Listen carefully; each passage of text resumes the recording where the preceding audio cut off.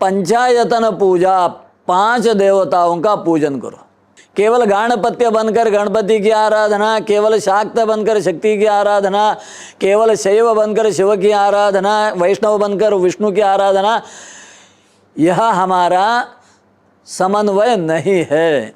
जीवन में हम जितना पाते हैं, स्यात् प्रदानम ततोधिकम, उससे ज़्यादा हम दे।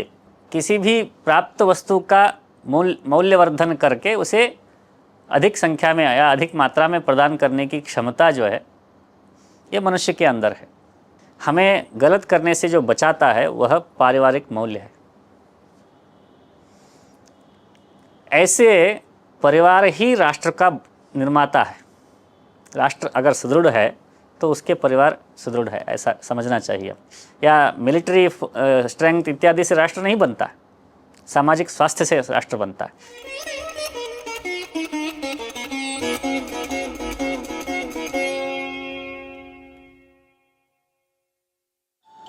भस्मोद्धूलित सर्वांगम कांचनाभम यतीश्वरम दंडंच ज्ञानमुद्रांच बाहुभ्याम दधतं क्रमात् षण्मतस्थापकं लोके कलौ शंकरदेशिकं ध्यायेऽहं भगवत्पादम् अद्वैतज्ञानदायकं श्रुतिस्मृतिपुराणानाम् आलयं करुणालयं नमामि भगवत्पादशंकरं लोकशंकरम।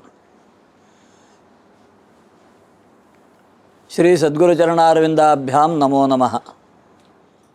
आज हम सब यहाँ पर बड़े सौभाग्यशाली है कि हमारे बीच परमहंस परिव्राजकाचार्य अनंत श्री विभूषित कूडलीस्थ श्रृंगेरी दक्षिणामनाय शारदा पीठ के 72वें जगतगुरु श्री अभिनव शंकर भारती महास्वामी जी के सन्निधि में हम बैठे हुए हैं। सर्वप्रथम स्वामी जी के श्री चरणों में सभी की ओर से साष्टांग दंडवत प्रणिपात समर्पित करता हुआ आप सभी को भी प्रणाम। मनुष्य का जीवन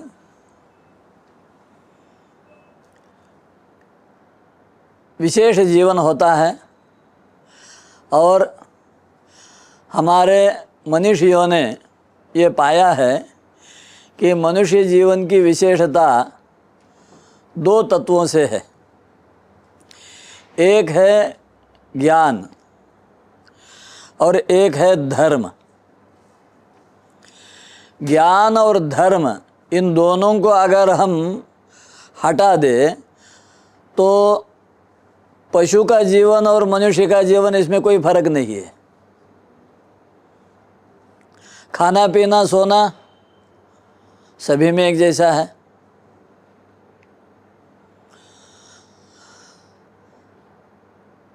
तो ज्ञान पाना है और धर्म से चलना है। धर्म इसलिए है कि हम निर्भय बने और हमसे किसी को भय ना हो।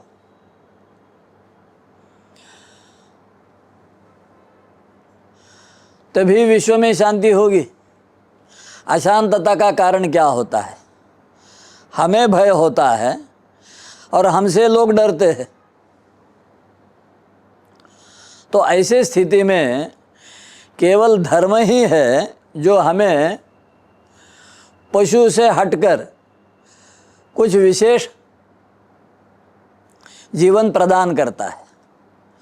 और ज्ञान ही वो साधन है जिससे हम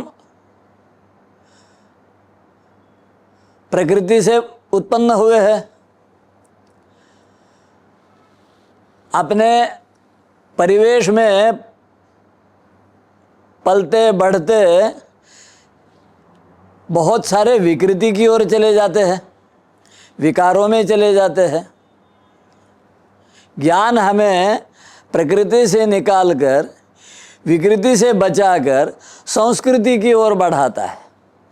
और संस्कृति की ओर बढ़ाते समय केवल वो व्यक्ति को सुसंस्कृत करते हैं इतना तक नहीं है, अपितु उसको नित्य सुख, शाश्वत सुख, परम सुख, जिसको पुरुषार्थों में अंतिम पुरुषार्थ मोक्ष कहा जाता है, उसका अधिकारी बना देता है। और ज्ञान और धर्म को पूरे विश्व में इस कलयुग में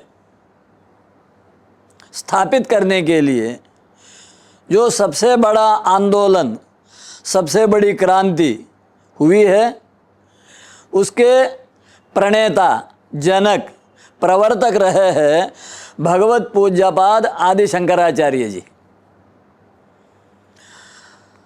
केवल भारत के ही नहीं तो पूरे विश्व के कोने कोने में जितने भी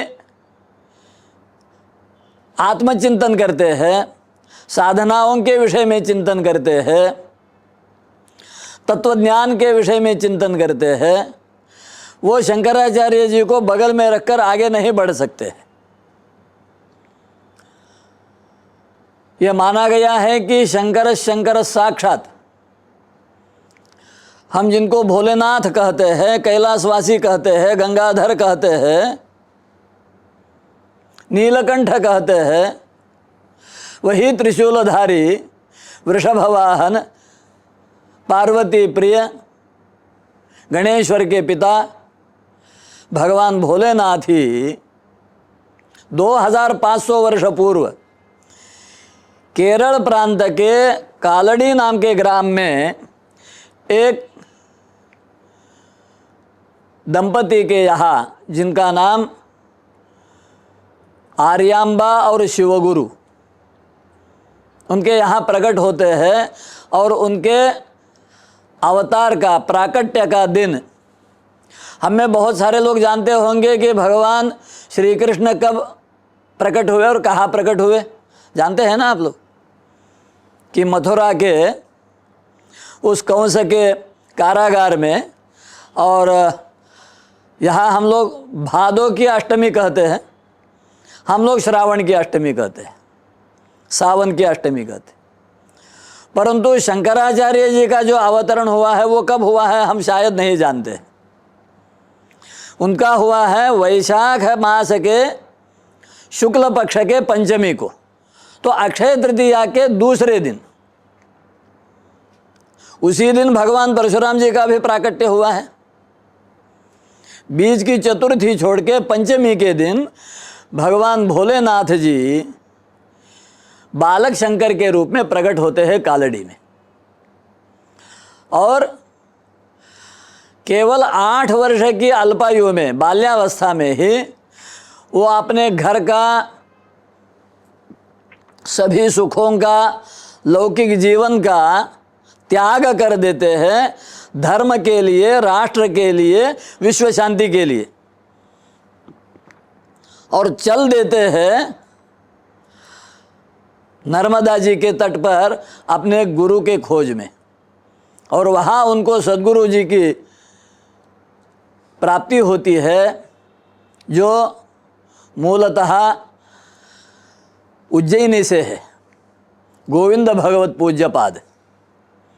और उनके यहाँ उनकी जब सन्यासी दीक्षा हुई, वहाँ गुरु की सेवा के पश्चात सद्गुरु के आदेश के अनुसार वहाँ से काशी में आते हैं। विश्वनाथ जी के दर्शन, नित्य गंगा जी का स्नान करते हुए 9 वर्ष का बालक प्रस्थानत्रय के भाष्य की रचना करते हैं। जो प्रस्थानत्रय का भाष्य आज बड़े बड़े प्रोफेसर लोगों के लिए भी अगम्य सा हो जाता है, वहाँ तक पहुँचना उनके लिए कठिन सा हो जाता है। तात्विक चिंतन में सर्वोच्च विचारों को प्रस्तुत किया गया है 9 वर्ष के बालक शंकर ने अपने भाष्यों में। भाष्य का नाम है शारीरक मीमांसा भाष्य, जो मुख्यतः 10 उपनिषद, जिसमें ईश केन कठ प्रश्न मुंड मांडूक्य तैत्तिरीय, ऐतरेय छांदोग्य और बृहदारण्यक, इन 10 उपनिषदों पर विस्तृत भाष्य करने के पश्चात उन्हीं सब 10 उपनिषदों के समन्वय के लिए, उनको ठीक ठीक समझने के लिए, समझाने के लिए भगवान वेदव्यास जी ने सूत्रों की रचना की है, जिनको कहते हैं ब्रह्मसूत्र, जो कि वेदांत शास्त्र का मुख्य मार्गदर्शक, मुख्य सिद्धांत प्रतिपादक ग्रंथ है। उस पर भी भाष्य करते हैं। और हम सबके लिए सुपरिचित भगवत गीता, जो कि स्मार्त प्रस्थान कहा गया है, एक श्रौत प्रस्थान, एक शास्त्र प्रस्थान और एक स्मार्त प्रस्थान, उस पर भी भगवत पूज्यपाद ने भाष्य किया। वहाँ पर स्वयं विश्वनाथ उनकी परीक्षा करते हैं, भाष्य की परीक्षा करते हैं।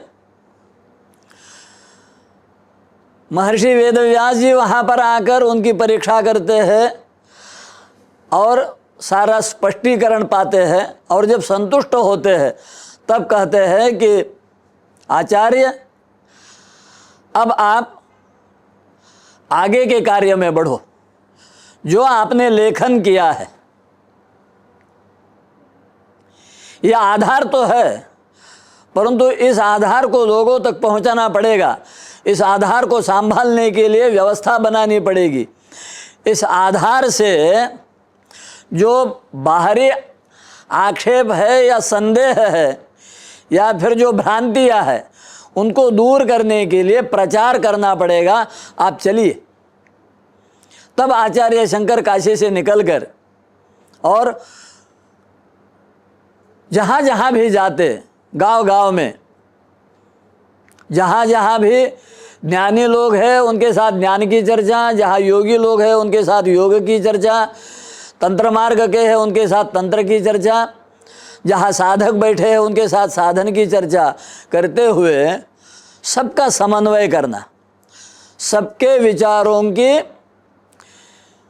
सहमति बताना, और इतना सब करते हुए एक सुंदर जीवन पद्धति उन्होंने पूरे भारतवर्ष के लिए उपलब्ध कराई, दिखा दी कि पंचायतन पूजा, 5 देवताओं का पूजन करो। केवल गाणपत्य बनकर गणपति की आराधना, केवल शाक्त बनकर शक्ति की आराधना, केवल शैव बनकर शिव की आराधना, वैष्णव बनकर विष्णु की आराधना, यह हमारा समन्वय नहीं है। समन्वय वही है कि एक ही परमात्मा के अनेक रूप है, अनेक नाम है, और आवश्यकता के अनुसार, विधि विधान के अनुसार, शास्त्र के उपदेश के अनुसार हमें शरद नवरात्र आती है तो देवी माँ की आराधना करनी है, महाशिवरात्रि आती है तो हमें शिव की आराधना करनी है, गणेश चतुर्थी आती है तो हमें गणेश जी की आराधना करनी है। इस प्रकार सब देवताओं की आराधना सब मिलके करेंगे, और ये समझकर कि मैं एक ही परमात्मा की आराधना कर रहा हूँ। इस मार्ग को शंकराचार्य जी ने स्थापित किया। चलते चलते उनके हजारों हजारों शिष्य बन गए। बद्रीनाथ गए, केदारनाथ गए, सभी प्रांतों का भ्रमण किया। कर्म मार्ग के जो बहुत बड़े उस समय के नेता थे, अध्वर्यु थे, अग्रणी थे, पुरोधा थे, जो मंडन मिश्र के नाम से प्रसिद्ध थे, माहिष्मति के, उनके साथ कर्म विषय पर विस्तृत चर्चा की। और विस्तृत चर्चा करने के पश्चात वह मंडन मिश्र, जो कि ये मान के चलते हैं कि कर्म ही सर्वस्व है, कर्म से ही मैं मोक्ष पाऊंगा, इसके अतिरिक्त कुछ नहीं है, यही वेदों का आदेश है, तो उनका समाधान करते हुए फिर कर्म चित्त शुद्धि तक काम आएगा, और चित्त शुद्धि के पश्चात हमें ज्ञान मार्ग में आगे बढ़ना पड़ेगा।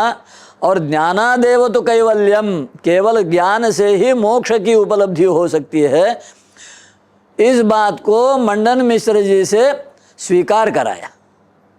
और फिर मंडन मिश्र जी संन्यस्त हुए और सुरेश्वराचार्य जी के रूप में शंकराचार्य के शिष्य बन गए। साथ में उनके एक शिष्य हुए पद्मपादाचार्य, एक शिष्य हुए हस्तामलकाचार्य, एक शिष्य हुए त्रोटकाचार्य। ये 4 मुख्य शिष्य रहे। हजारों शिष्य उनके थे। अनेक राजाओं ने उनको अपना सद्गुरु माना था। चलते चलते कश्मीर पहुंच जाते हैं। कश्मीर भारतवर्ष का मुकुटमणि है। भारतवर्ष की मेधा, भारतवर्ष की प्रज्ञा, भारतवर्ष की साधना, इन सब का प्रधान केंद्र रहा है कश्मीर। महर्षि कश्यप जी की भूमि है और कश्यप जी के नाम से ही कश्मीर नाम हुआ है। माँ भगवती सरस्वती का नित्य स्थान है कश्मीर। और वहाँ पर उस समय एक ऐसा स्थान था जिसको सर्वज्ञ पीठ कहा जाता है, कि जो सर्वज्ञ हो वही उस पर आरोहण करे। तो उसके लिए सभी का समाधान करना पड़ेगा। जहाँ से जो भी प्रश्न आएंगे सबका समाधान करना पड़ेगा। और उस प्रकार से शंकराचार्य जी ने सर्वज्ञ पीठ का आरोहण किया, जो एक बहुत बड़ी ऐतिहासिक घटना हुई। ना पूर्व में और ना बाद में। ऐसा कहा जाता है कि सैकड़ों वर्षों में कभी एकाध बार ही वह सर्वज्ञ पीठ खुलता है और जहाँ कोई महापुरुष विराजमान होते हैं। और तब सारे विश्व ने जगत गुरु की उपाधि शंकराचार्य जी को दी और तब से जगत गुरु शंकराचार्य हो गए। आयु थी 25 वर्ष के करीब। वहाँ से फिर संचार करने निकले। अपने केवल 32 वर्ष के जीवन में 3 बार संपूर्ण भारत का, आज का भारत नहीं,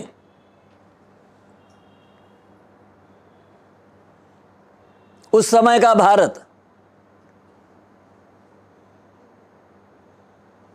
उसकी परिक्रमा की। और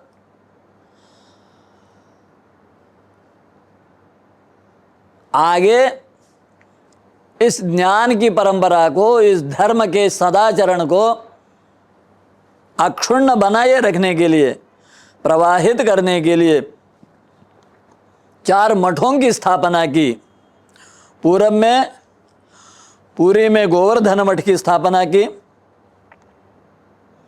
उत्तर में बद्री क्षेत्र के पास में ज्योतिर्मठ में स्थापना की।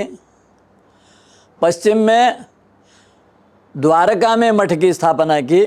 और दक्षिण का मठ तुंगभद्रा नदी के संगम पर श्रृंगेरी नाम का जो क्षेत्र है, जो कि बड़ा ऐतिहासिक प्राचीन क्षेत्र, जिसके पौराणिक संदर्भ अनेक मिलते हैं और वहाँ भी हमें उसके अवशेष आज भी दिखते हैं।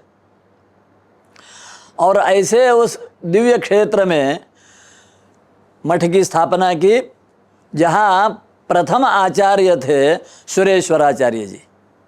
और वहीं से चल पड़ी जो अविच्छिन्न परंपरा है, उसी परंपरा के आचार्य जी आज हमारे सन्मुख उपस्थित है। हम उनके सामने बैठे हुए हैं। ये हम सबका बड़ा सौभाग्य है।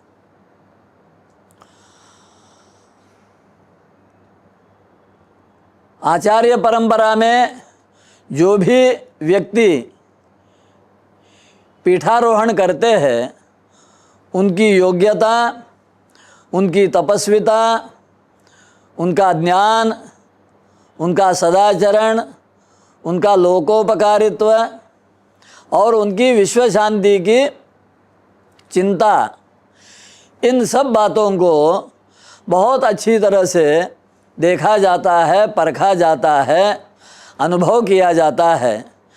और उसके बाद ही लाखों लाखों में किसी एक सुयोग्य श्रेष्ठ व्यक्ति का उसके लिए चयन होता है। पिछले 2 वर्ष पहले यह प्रक्रिया आरंभ हो गई कि श्रृंगेरी मठ के लिए उत्तराधिकारी के रूप में एक योग्य व्यक्ति का चयन किया जाए। तो उसमें समाज के बड़े बड़े लोगों ने बड़ी खोजबीन की, अनेक प्रकार के वहाँ मानदंड होते हैं, उन सब मानदंडों को परखा गया और अंततः चयन किया गया आप श्री चरणों का। आपका जीवन जब से मैं जानता हूँ, पिछले 25 वर्षों से, अत्यंत ही सादगीपूर्ण, सदाचार से संपन्न, विद्याओं से ओतप्रोत, अपने जीवन के 17-18 वर्ष की आयु में ही आपने पुस्तकों का लेखन शुरू किया और ऐसे ऐसे पुस्तकों का प्रणयन किया है जो पुस्तकें अन्यत्र दुर्लभ है। मुझे स्मरण है वो बात कि गायत्री विज्ञान को लेकर जो स्वामी चरणों ने ग्रंथ का प्रणयन किया था और मैं पहले बार देखा। बचपन से हम गायत्री की उपासना आराधना करते हैं, बहुत सारे पुराणों में, शास्त्रों में गायत्री तत्व के बारे में पढ़ते हैं, बड़े लोगों के पास सुनते भी हैं, परंतु आपके द्वारा रचित जो ग्रंथ है वो एक ऐसा विलक्षण ग्रंथ है कि जो सबका निचोड़ के रूप में हमारे सामने आ जाता है। स्वामी जी सैकड़ों विद्यार्थियों को स्वयं आचार्य बनकर विद्या प्रदान किए हुए हैं। स्वयं अध्ययन करते समय, पढ़ते समय, जैसा पहले स्वामी जी ने कहा उसी प्रकार ब्रह्मचर्य का पालन करते हुए, अग्नि की, सूर्य की और गुरु की सेवा करते हुए मुख्यतः ऋग्वेद का संपूर्ण अभ्यास किया और साथ में यजुर्वेद, सामवेद, अथर्ववेद और वेद के 6 अंग, उपांग, दर्शन, अर्थात जिनको चतुर्दश विद्या कहा जाता है, पुराण, न्याय, मीमांसा, धर्मशास्त्र अंग मिश्रिताः वेदाः स्थानानि विद्यानां धर्मस्य च 14। उन 14 विद्याओं का सांगोपांग अध्ययन करने के पश्चात स्वामी जी कार्य में लग गए। आचार्य के रूप में विद्यार्थियों को पढ़ाते हुए ही पुस्तकों का लेखन, अनेक भाषाओं का, और जिन विद्याओं को पाकर आप लोग यहाँ पर काम कर रहे हैं, आप जिन कार्यों में लग्न हैं उसमें ऐसा कोई कार्य नहीं है जो स्वामी जी से बेहतर आप लोग जानते हो, ये मैं गारंटी से बोल सकता हूँ। चाहे एडिटिंग हो, चाहे फोटोग्राफी हो, चाहे बोलना हो, चाहे लिखना हो, चाहे कम्युनिकेशन हो, चाहे मैनेजमेंट हो, चाहे एडमिनिस्ट्रेशन हो, हम सब मिलके जितना काम कर सकते हैं उतना स्वामी जी अकेले कर सकते हैं। ये भी मैंने अनुभव किया है। 7 भाषाओं में स्वामी जी व्याख्यान भी करते हैं, लेखन भी करते हैं, और अनेक अनेक विश्वविद्यालयों के कुलगुरुओं से लेकर फिजिक्स के हो, मैथमेटिक्स के हो, लॉ के हो, मेडिकल साइंस के हो, बड़े बड़े प्रोफेसर्स स्वामी जी के पास मार्गदर्शन के लिए आते हैं।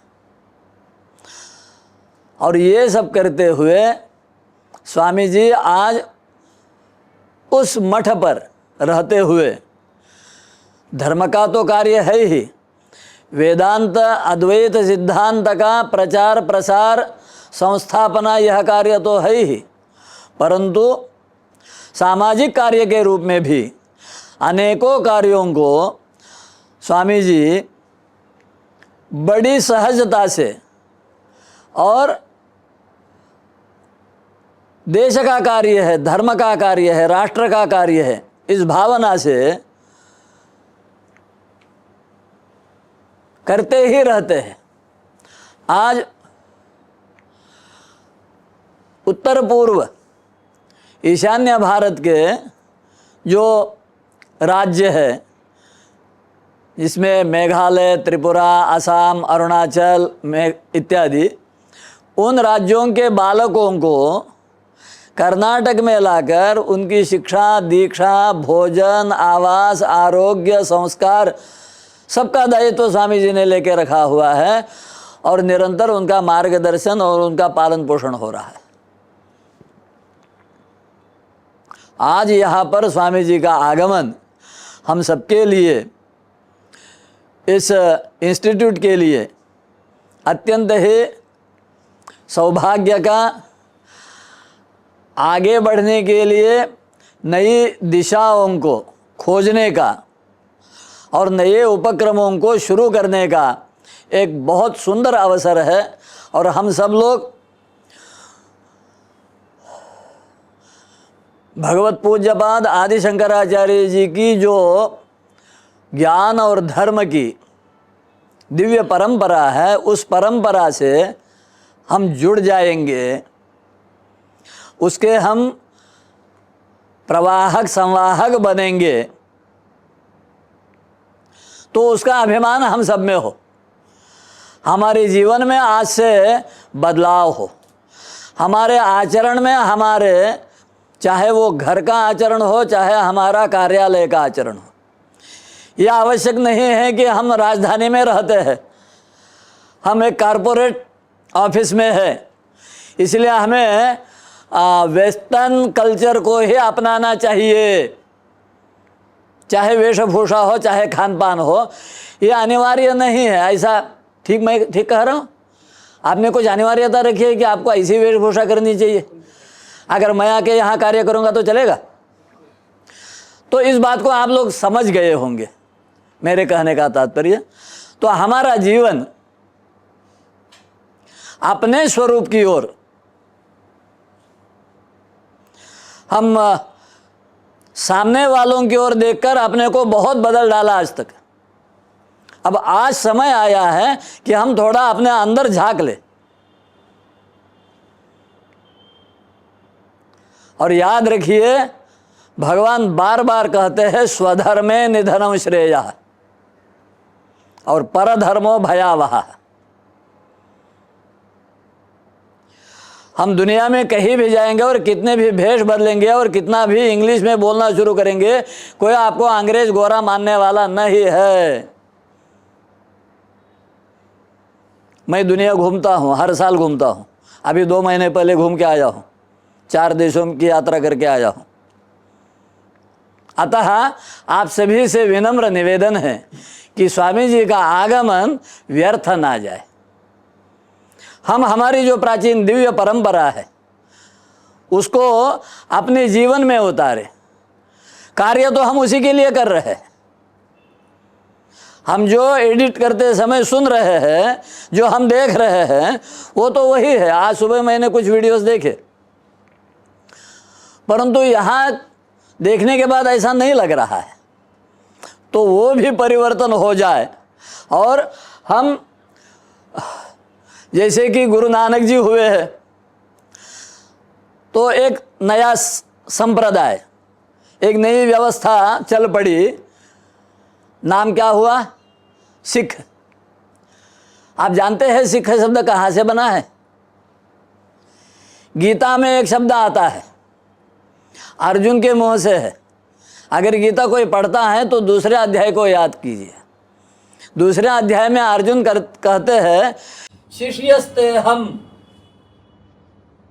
मैं आपका शिष्य हूं, शाधिमाम त्वाम प्रपन्नम, मैं आपको शरण आया हूं, मेरा शासन करो। तो शिष्यस्ते हम, मैं आपका शिष्य हूं। शंकराचार्य परंपरा के सामने गुरु नानक जी ने यही भाव प्रकट किया, तो शिष्य शब्द ही सिख हो गया है।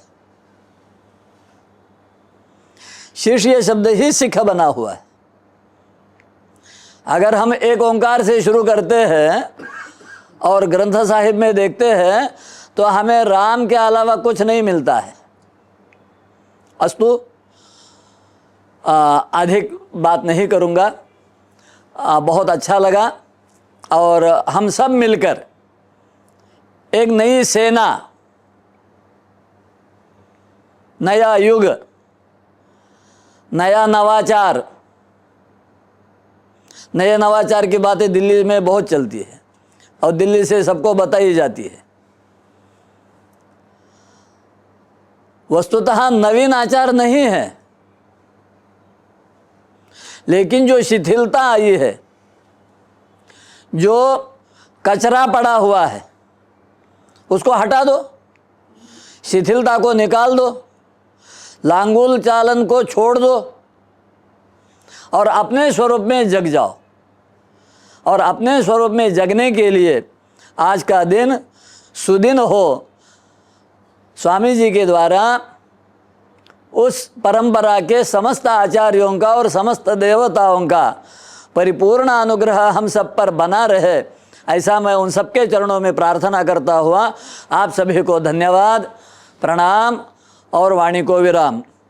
शास्त्रम शारीरमीमांसा देवस्तु परमेश्वरः आचार्या शंकराचार्याः संतु मे जन्म जन्मनि। श्रीमज्जगद्गुरु शंकराचार्य महाराज की हर हर। हम एक बात कहना चाहते थे, वो बात उन्होंने बहुत माइल्डली कह दिया। थोड़ा हम हार्शली फिर से कहेंगे कि सबके माथे पे तिलक तो होना चाहिए संगम टॉक्स में। हाँ हाँ, जैसे संगम टॉक्स का आरंभ हुआ था उस समय कोई अन्य प्लेटफॉर्म्स नहीं थे। उस समय संगम टॉक्स में एक लेक्चर देना ही बड़ी बात थी। आज जो है इतने सारे, हाँ, मशरूम की तरह बहुत सारा ये हो गया है, फिर भी जो है संगम टॉक्स उसी गति से चल रहा है आज भी।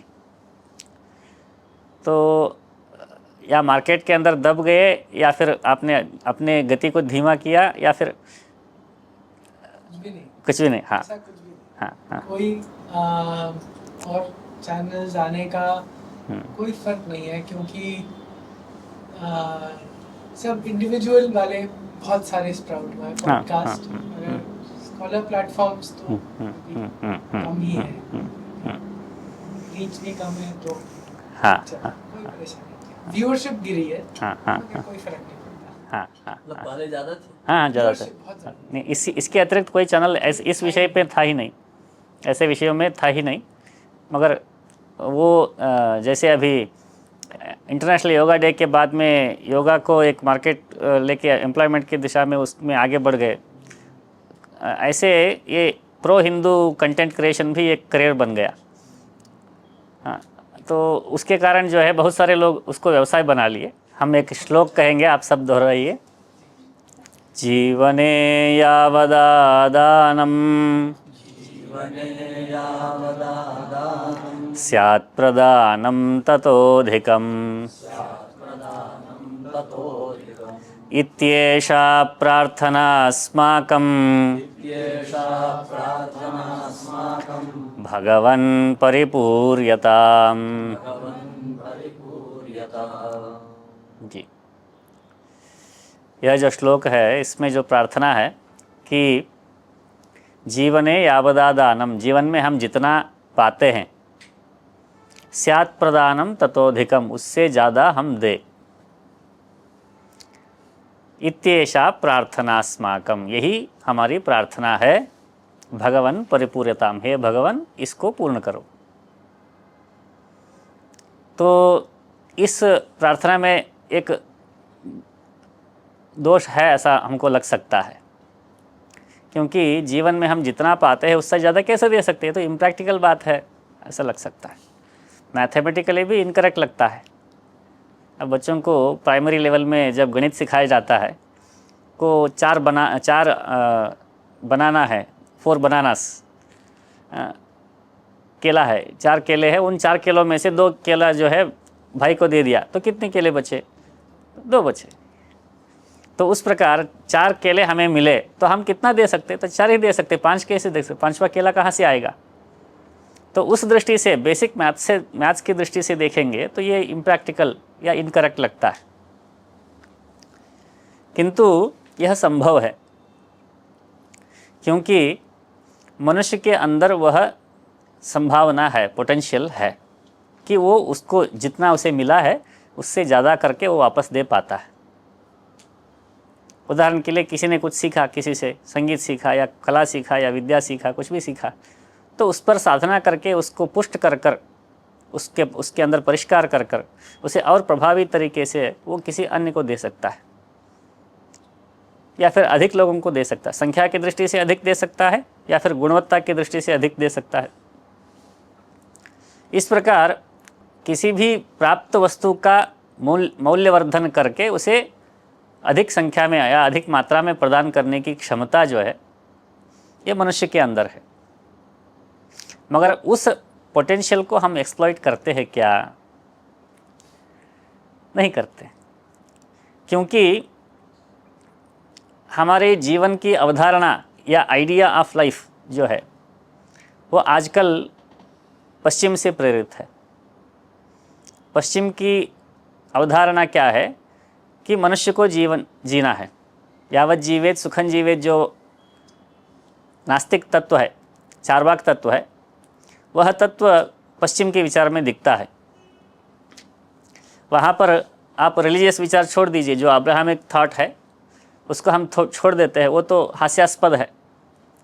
उस हास्यास्पद अब्राहमिक रिलीजियस थॉट को हम छोड़ देते हैं, तो जो उनका नॉन रिलीजियस या सेक्युलर थॉट है उसको देखते हैं। तो ग्रीक में फिलोसोफर्स आए तो उन्होंने कहा कि man is a social animal, बाद में कहा man is a socio political animal, बाद में कहा कि man is a socio political economical animal, और एवोल्यूशन हुआ, man is a socio political religious animal कहा, रिलीजन भी उसको चाहिए। बाद में स्पिरिचुअल ऐसा आया। उसके अंदर कितना भी एवोल्यूशन हो मगर अंत में एनिमल जो है कांस्टेंट है, क्योंकि उनकी दृष्टि में मनुष्य में और प्राणियों में ज़्यादा अंतर नहीं है। और डार्विन ये भी कहता कि कॉम्प्लेक्स एनिमल, कॉम्प्लेक्सिटी या संकीर्णता के अतिरिक्त मनुष्य में और प्राणियों में कोई भेद नहीं है। उसको समाज की आवश्यकता है, उसको पॉलिटिक्स की आवश्यकता है, उसको इकोनॉमिक्स की आवश्यकता है, उसको स्पिरिचुअलिटी की आवश्यकता है। ऐसे थोड़े बहुत नीड्स के अतिरिक्त प्राणी ही है। यह साइंटिफिक या फिलॉसफी का पर्सपेक्टिव है वेस्टर्न पर। इसी के आधार पर उनके पॉलिसीज़ बनते हैं, इसी के आधार पर उनके सामाजिक नियम बनते हैं, पारिवारिक संबंध होते हैं। इसलिए शादी उनके लिए कॉन्ट्रैक्ट होता है।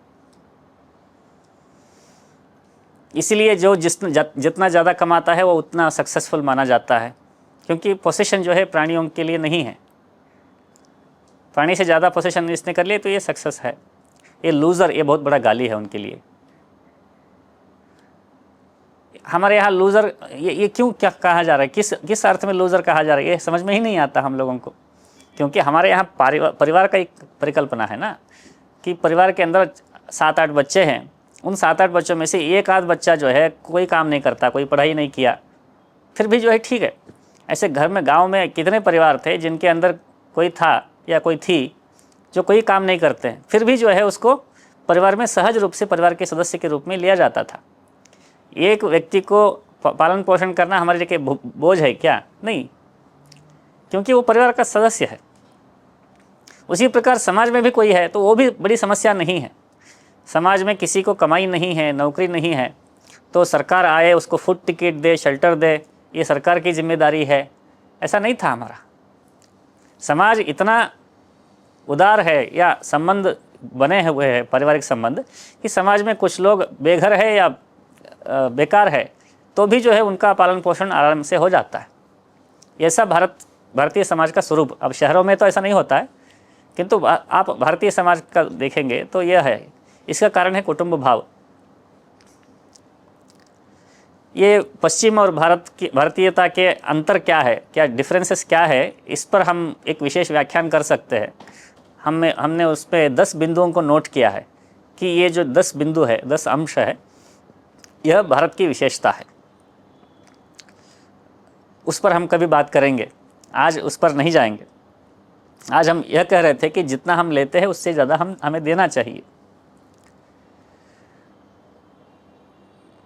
यह जो है कॉन्सेप्ट के रूप में ठीक है, इसका इम्प्लीमेंटेशन कैसे है? फिलॉसफी के रूप में बहुत लोग बहुत कुछ कहते हैं, we have to see everybody equally, ऐसा भी कहते हैं।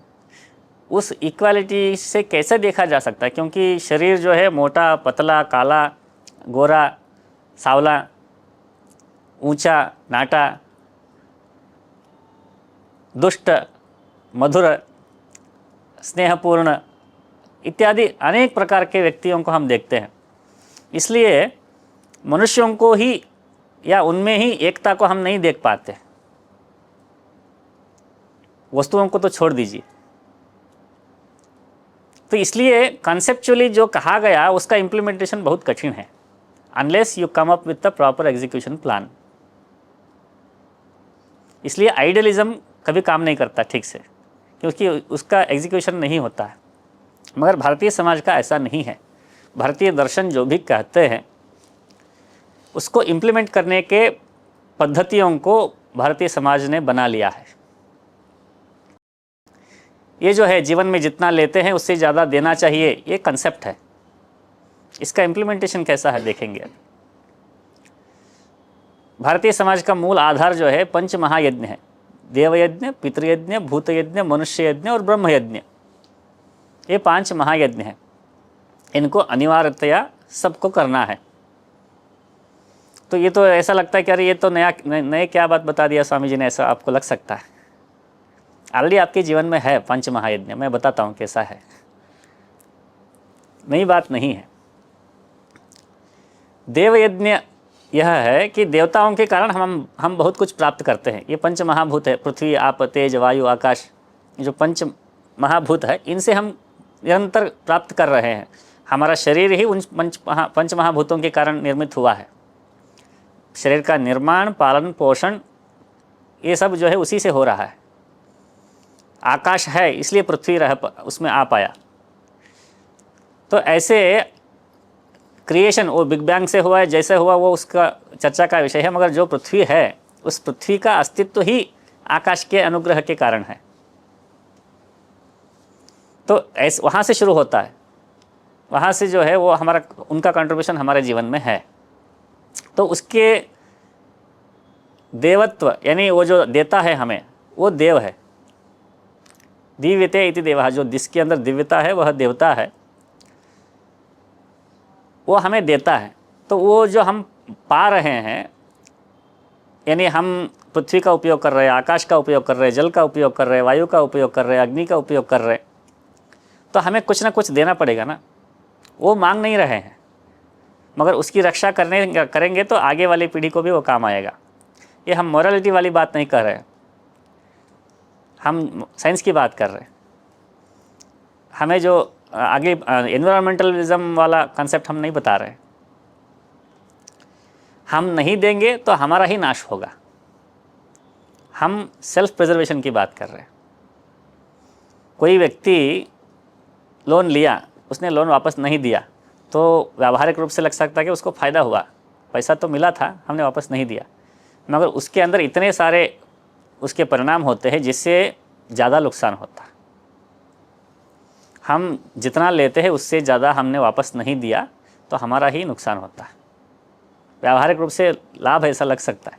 तो उसी प्रकार देवताओं से हमने 5 महाभूतों के माध्यम से जो ले रहे हैं, जितना हम कलुषित कर रहे हैं, जितना हम मलिन कर रहे हैं एनवायरनमेंट को, उसको प्यूरिफाई करने की दिशा में हमारा कंट्रीब्यूशन यदि नहीं है तो हमें ही नुकसान है।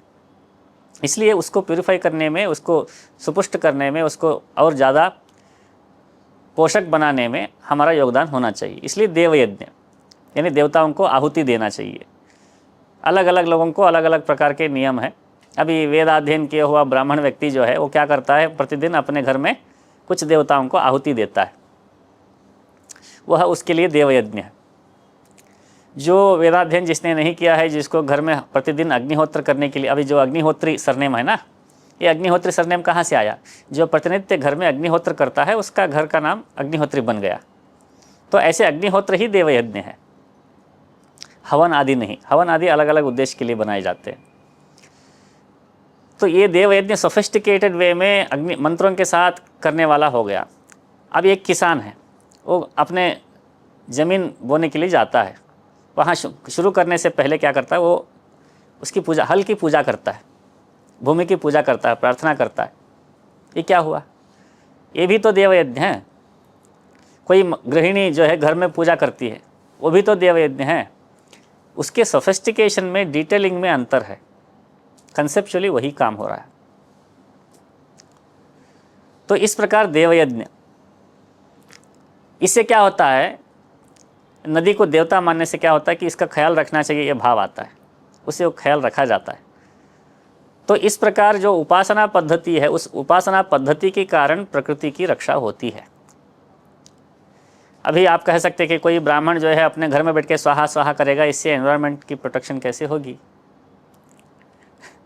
ये बहुत प्रिमिटिव लग सकता है। तो आप देखिए, कोई ब्राह्मण अपने घर में बैठ के देसी गाय के घी से स्वाहा स्वाहा यदि उसको करना है, तो सबसे पहले देसी गाय तो होनी चाहिए। देसी गाय रहेगी तो उसके गोबर होगा, गोमूत्र होगा, बहुत सारे विषय होंगे। उसके खाने के लिए हरियाली तो चाहिए। और साथ में वो समिधा, पलाश की समिधा का प्रयोग करता है हवन में। वो पलाश को समिधा, अगर पलाश का पेड़ नहीं होगा तो वो कैसे कर पाएगा देवयज्ञ? पलाश की पेड़ अगर है तो उसके साथ साथ कौन से पेड़ होने चाहिए? ये पूरा जो है एनवायरमेंटलिज्म से भी ज़्यादा सोफिस्टिकेटेड, कॉम्प्रहेंसिव, होलिस्टिक अप्रोच है। वो सब होंगे तब ये ब्राह्मण ये कर पाएगा।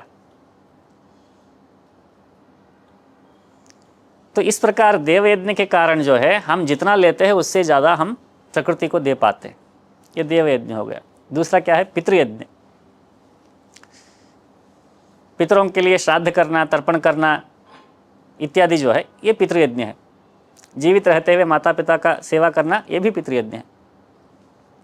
पंचैते पितरस्मृतः, 5 प्रकार के पिता बताए जाते हैं, जो भय से हमको बचाता है, जो हमारा उपनयन करता है, जो विद्या देता है, जो अन्न देता है। इस ऐसे 5 प्रकार के पिता बताए जाते हैं। तो उनकी सेवा भी जो है पितृयज्ञ है। अब बताओ कि आप जानते होंगे फादरलेस अमेरिका नाम का एक पुस्तक है, 1970 का है। फादरलेस अमेरिका, आप रिसर्च करो। अब उसका नया अपडेटेड वर्जन, एक डॉक्यूमेंट्री फिल्म भी आ चुका है उसका। इतने सारे डिवोर्सेस या मैरिजलेस चाइल्ड, ऐसे कई सारी समस्याओं के कारण इतना बड़ा पॉपुलेशन है जिसको पता ही नहीं है कि उनके पेरेंट्स कौन है। ये हम हंसी मजाक की बात नहीं कर रहे, बहुत बड़ी गंभीर समस्या है। किसी को नीचा दिखाने के लिए भी हम प्रयास नहीं कर रहे, हम बहुत दया से उनको देखते हैं। उनके अंदर मानसिक समस्याएं कितनी होती है, आप किसी साइकेट्रिस्ट से बात करेंगे तो पता चल जाएगा। उसके अतिरिक्त जो शारीरिक समस्याएं होती है, जो पारिवारिक समस्याएं होती है, जो देश के इकोनॉमिक के ऊपर उसका प्रभाव पड़ता है, उनको फूड टिकट देना पड़ता है, शेल्टर देना पड़ता है, जो बजट पर जो प्रेशर पड़ता है, जो राष्ट्र का जो बोझ होता है, इत्यादि कई सारे उसके डायमेंशंस है। तो इन सभी समस्याओं का कारण क्या है? परिवार मूल्य का न होना, फैमिली इंस्टीट्यूशन का सुदृढ़ न होना। अभी हमने आरंभ में उदाहरण दिया, एक व्यक्ति किसी घर में नहीं कमाया तो भी फर्क नहीं पड़ता, क्योंकि परिवार संभाल लेगा या समाज संभाल लेगा। मगर ऐसा वहाँ पर है क्या? क्योंकि कुटुंब भाव ही नहीं है, कुटुंब की मूल्य ही, नींव ही सुदृढ़ नहीं है। इसलिए कुटुंब कब बनेगा? जब आपके मूल्य होंगे। मूल्य कब होंगे? आइडियल्स होंगे, आदर्श जब होंगे तब जो है उसका पालन होगा ना। तो आदर्श का ही नाश करेंगे तो कैसा हो पाएगा?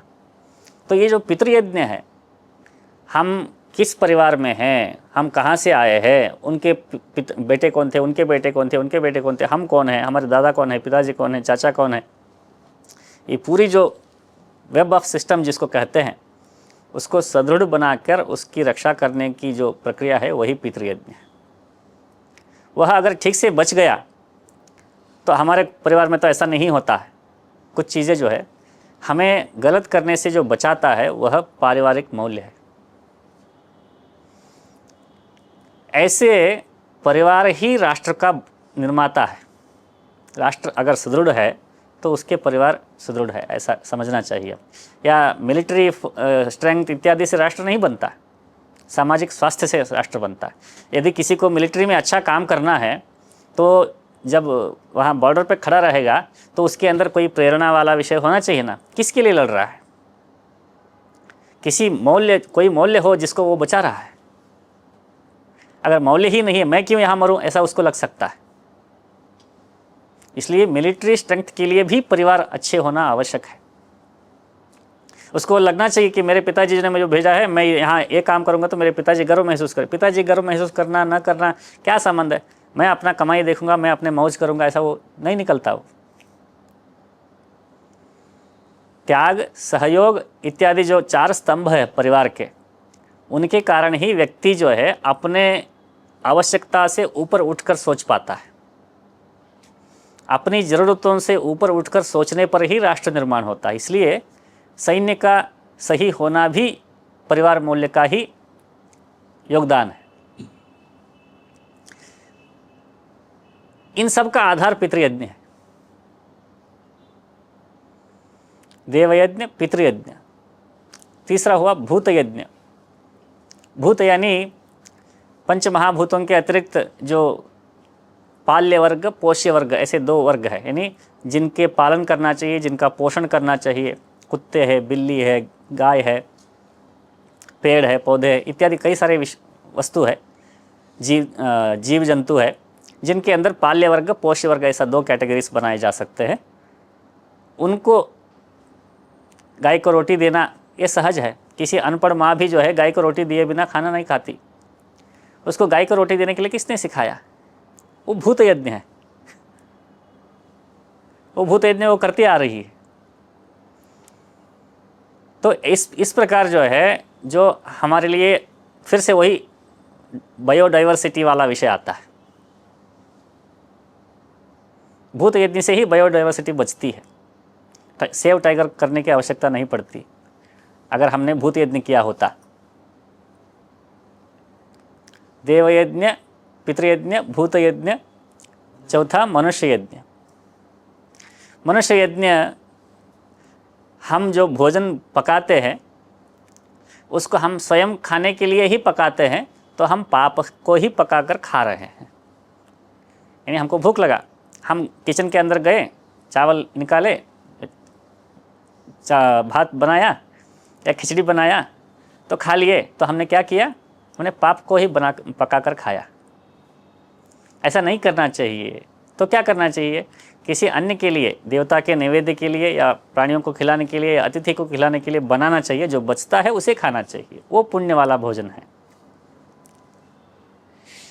इसलिए अग्निहोत्र आहुति देने के लिए, देवता भोग चढ़ाने के लिए या फिर अतिथियों को परोसने के लिए, ऐसा अलग अलग कारणों से भोजन बनना चाहिए। उसको बाद में हमें भी खाना चाहिए। यह गृहस्थ का धर्म है, मनुष्य यज्ञ। इसलिए गांव में आप देखे होंगे कि गांव के बाहर पेड़ रहता है या गांव के बीच में मंदिर रहता है, वहाँ पर कोई ट्रैवल करने वाले कोई व्यक्ति बैठे रहते हैं, तो घर में बच्चों को भगाया जाता है, बेटा जाओ कोई बैठा है क्या देख के आओ पेड़ के नीचे। तो बच्चे दौड़ते दौड़ते पीपल के पेड़ के यहाँ जाते थे, वहाँ के कोई बैठा है तो बुलाते थे, हमारे घर चलिए, हमारा घर भोजन के लिए चलिए। उनको बुला के, उनको खाना खिला के, उनके जाने के बाद घर के यजमान जो है भोजन करते थे। ये परंपरा आज भी जीवित है। ये क्या है? ये मनुष्य यज्ञ। इससे क्या होता है कि आपको गवर्नमेंट को रेशन नहीं देना पड़ता है। गवर्नमेंट का रोल कम करने वाली बात कर रहे हैं हम। समाजवाद से भी ज़्यादा बड़ा समाजवाद हमारा है, वैदिक समाजवाद। तो ये मनुष्य यज्ञ है। आखिरी अंतिम कौन सा है? ब्रह्म यज्ञ। इन पंच महायज्ञों के बारे में बताते बताते मनुस्मृति में मनु महाराज भी बहुत कंट्रोवर्शियल हो गए। तो मनु महाराज कहते हैं अध्यापनम ब्रह्मयज्ञ, अध्यापन ही ब्रह्मयज्ञ है। तो जो हमें प्राप्त हुआ है, कोई विद्या हो या कुछ भी हो, हमें जो प्राप्त हुआ है उसको हमें दूसरों को सिखाना है, यह ब्रह्मयज्ञ है। इसलिए अध्यापन एक प्रोफेशन नहीं हो सकता, यज्ञ है। हमें प्राप्त हुआ है, हमें उसे देना ही पड़ेगा, ये अनिवार्य कार्य है। पैसा देंगे तो मैं पढ़ाऊँगा, ऐसा हो ही नहीं सकता। इसलिए अध्यापन जो है ब्राह्मण का धर्म है, अध्यापन का पेशा नहीं, प्रोफेशन नहीं। ब्राह्मण वर्ण का कोई पेशा ही नहीं था। बाद में कॉलोनाइजेशन के समय में या उससे पहले इन्वेशंस के समय में रोल्स बदल गए, वो बात अलग है। मगर आप शास्त्रीय दृष्टि से, मनुस्मृति की दृष्टि से यदि देखेंगे तो मनुस्मृति तो ब्राह्मणों को नौकरी करने से मना करता है।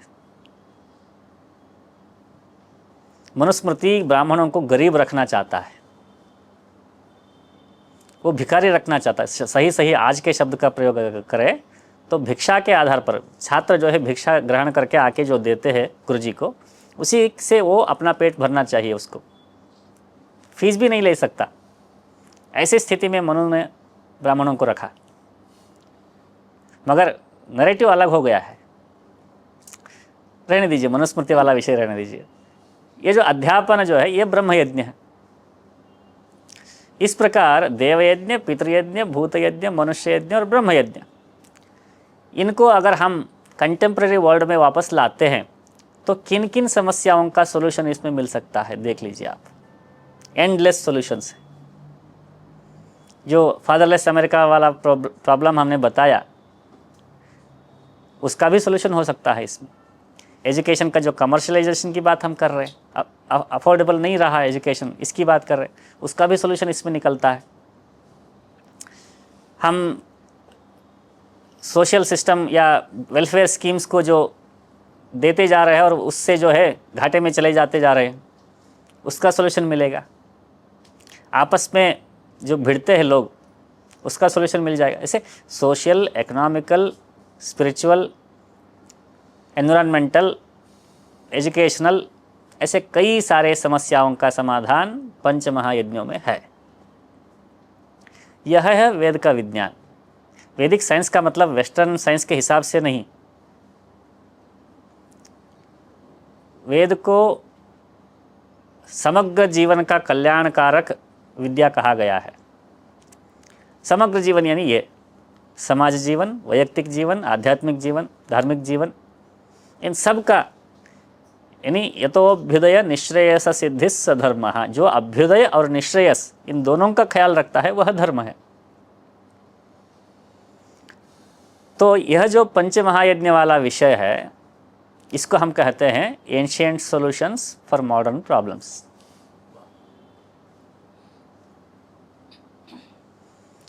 तो इस पर रिसर्च होना चाहिए, एकेडमिक्स में नहीं हो रहा। पंच महायज्ञ, इस कंसेप्ट को ही बहुत कम लोग जानते हैं। यज्ञ बोलते ही जो पंडित जी पूजा कराते हैं या शादी में हवन कराते हैं उसको समझ लेते हैं लोग। यज्ञ का अर्थ है जो हम लेते हैं उसे लौटाना, उससे ज़्यादा लौटाना, उसे अच्छा बना के लौटाना। इस विषय पर हमें कार्य करने की आवश्यकता है। आप एक क्षेत्र को चुन चुके हैं, आप कंटेंट क्रिएशन में कार्य कर रहे हैं। कंटेंट क्रिएशन तो आवश्यक है, अवेयरनेस, सामाजिक जागृति बहुत आवश्यक विषय है, उस पर आप काम कर रहे हैं। इसलिए आपका कार्य जो है ये ब्रह्मयज्ञ के क्षेत्र में आता है। आप ब्रह्मयज्ञ कर रहे हैं तो उसे नौकरी ना मानकर या एक्टिविज़म ना मानकर या पेशा ना मानकर उसे यज्ञ के स्वरूप में आप उसको देखने लगेंगे, उसमें आपकी एफिशिएंसी भी बढ़ेगी। गीता में कृष्ण कहते हैं योगस्थ कुरु कर्माणि, योग में रहकर काम करो। तो योग में रहकर कैसे काम किया जाता है, ये बहुत मुश्किल है। और भी बोलते हैं कि काम करो, फल की चिंता मत करो। फल की चिंता किए बिना काम कैसे किया जाता है? बिल्कुल नहीं हो सकता। आउटकम को देखे बिना जो है प्रोजेक्ट शुरू ही नहीं होता है ना। प्रोजेक्ट का कंसेप्ट लिखते समय ही उसका आउटकम देखा जाता है। एजुकेशन भी जो है आजकल आउटकम ओरिएंटेड एजुकेशन होना चाहिए, ऐसा NEP में रिकमेंडेशन आया। उसको अधिगम फलित कहते हैं हिंदी में। अधिगम फलित यानी एजुकेशनल आउटकम। तो एजुकेशन ही आउटकम बेस्ड होता है, तो प्रोजेक्ट्स कैसे आउटकम बेस्ड नहीं होंगे? बिल्कुल होंगे। मगर गीता का वाक्य जो है वो कॉन्ट्रास्ट है ना, उसके कॉन्ट्रडिक्ट करता है उसको। मगर ऐसा नहीं है, हम समझने में गलती कर रहे हैं। फल के लिए तो कार्य करना ही पड़ेगा, मगर उस फल के ऊपर हमारा अधिकार पूरा नहीं है। कर्म के अंदर दो दोष होते हैं। एक है ये है कि कर्तृत्व भाव, हम कर रहे हैं ऐसा वाला एक भाव होता है। उस भाव के कारण जो है वो कर्म जो है कर्म से बंध जाते हैं। उसका जो भी पॉजिटिव नेगेटिव आउटकम है उससे वो बंध जाते हैं, कर्तृत्व भाव। दूसरी है फलापेक्षा, मैंने ये किया इसलिए ये होना चाहिए। उसका आउटकम के ऊपर पूरा एक्सपेक्टेशन। आउटकम का हम असेसमेंट तो कर सकते हैं मगर पूरा एक्सपेक्टेशन नहीं कर सकते। ये दो दोष है। इन दो दोषों को हम कैसे निकाल पाएंगे? पहली बात तो ये समझना पड़ेगा कि हमारे ऊपर किसी भी कार्य के ऊपर हमारा पूरा कंट्रोल नहीं है। जैसे कि गीता में ही फिर से कृष्ण कहते हैं, अधिष्ठानम तथा कर्ता करणंच पृथक विधम विविधाश्च पृथक चेष्टा दैवम चैवात्र पंचमम। कोई भी कार्य हो उसके लिए अधिष्ठान, उसका एक फाउंडेशन चाहिए, आधार, नींव जिसको कहते हैं अधिष्ठान। तो अधिष्ठान क्या है? आज हम यहाँ आए हैं तो इस बिल्डिंग का एक अधिष्ठान है, या फिर सरयू ट्रस्ट नाम का कोई संस्था है, उस संस्था के कारण यह कार्यक्रम आयोजित है, इसलिए यह अधिष्ठान है। इस प्रकार भौतिक अधिष्ठान इसके ये है। वैचारिक अधिष्ठान क्या है? अमुक अमुक क्षेत्र में सरयू ट्रस्ट जो है काम करता है, जिस उद्देश्य के लिए वो काम करता है वह उद्देश्य जो है हमारे मन के रुचि का विषय है, इसलिए विचार जुड़े, इसलिए हम आए। इस विचार का जुड़ाव जो है वह अधिष्ठान है, वैचारिक अधिष्ठान है। इस प्रकार अधिष्ठान के भी कई प्रकार होते हैं। अधिष्ठानम तथा कर्ता, दूसरा वाला जो है कर्ता, काम करने वाले। आप सब लोग कार्य कर रहे हैं, हम सब लोग मिलके कर रहे हैं, ये कर्ता हो गए। करणम, अभी कंप्यूटर चाहिए, कैमरा चाहिए, माइक चाहिए, एडिटिंग सॉफ्टवेयर चाहिए, ये मैट चाहिए, ये लिफ्ट चाहिए, या हमको इस कार्यक्रम में आने के लिए गाड़ी चाहिए थी, गाड़ी के लिए ड्राइवर चाहिए। ये सब करण है, उपकरण। अधिष्ठानम तथा कर्ता करणंच पृथक विधम। पृथक विधम में बहुत सारे, बहुत प्रकार के वेरियस टूल्स। चौथा क्या है? विविधाश्च पृथक चेष्टाः, अनेक प्रकार के प्रोसेस, मैनेजमेंट के भाषा में जिसको प्रोसेस कहते हैं। विविधाश्च पृथक चेष्टा, क्या गाड़ी में उतरते ही पूर्ण कुंभ स्वागत करना चाहिए, कलश ले जाके स्वागत करना चाहिए, दरवाजे पे आते ही जो है पाद धोना चाहिए, पादुका धोना चाहिए, आरती करना चाहिए, अंदर ले जाना चाहिए, बिठा के स्वागत करना चाहिए। ये क्या है? प्रोसेस है सारे। विविधाश्च पृथक चेष्टाः दैवम चैवात्र पंचमम। दैव जो है ये पांचवा अंश है, पांचवा बिंदु है, इसमें फैक्टर है। अगर दैव संकल्प नहीं होता, ये संयोग ना होता, तो हम दिल्ली नहीं आते, आप कार्यालय पे नहीं बुलाते। ये सब हुआ, इसके पीछे दैव का बल है। तो ये 5 विषय मिलकर कोई कार्य बना। यदि मैंने स्वामी जी को बुलाया, ऐसा राहुल जी ने कह दिया, तो ये क्या हुआ? कर्तृत्व भाव। वास्तव में आपने बुलाया, रियलिटी में देखा तो आपने परसों रात में आप आए थे, वो आपने बुलाया तो था, मगर आपके बुलाने पर सब कुछ हो गया क्या? बहुत सारे विषय इसमें जुड़े, इसलिए आपका कार्य पर पूरा अधिकार नहीं है और आउटकम पर भी आपका पूरा कंट्रोल नहीं है। इसलिए कर्तृत्व भाव और फलापेक्षा नहीं रखना चाहिए। इन दोनों को अगर छोड़ देते हैं वह योग बन जाता है। वीडियो एडिटिंग भी योग बन जाता है, रिकॉर्डिंग भी योग बन जाता है। योगस्थ कुरु कर्माणि का मतलब यह है, योग में रहकर काम करो। आप किसी प्रोजेक्ट के लिए फंड रेज करने के लिए, वो फंड रेजिंग भी योग है। यदि आप इस दृष्टि से काम करेंगे तो। समझ रहे आप? तो इस प्रकार हमें कार्य तो अवश्य करना है, कार्य में अग्रेशन भी चाहिए। इसलिए संकल्प, कोई संकल्प होगा, संकल्प का मोटिवेशन रहेगा, आउटकम की प्लानिंग रहेगी, तभी तो कार्य बनेगा। इसलिए जो होगा सो होगा, तुम अपना काम करो, ऐसा हो नहीं सकता, अनप्लान्ड होता है वो। जो होगा सो होगा ऐसा काम ही नहीं होता, ऐसा ही होना चाहिए, ऐसा प्लान करके ही काम करना पड़ता है।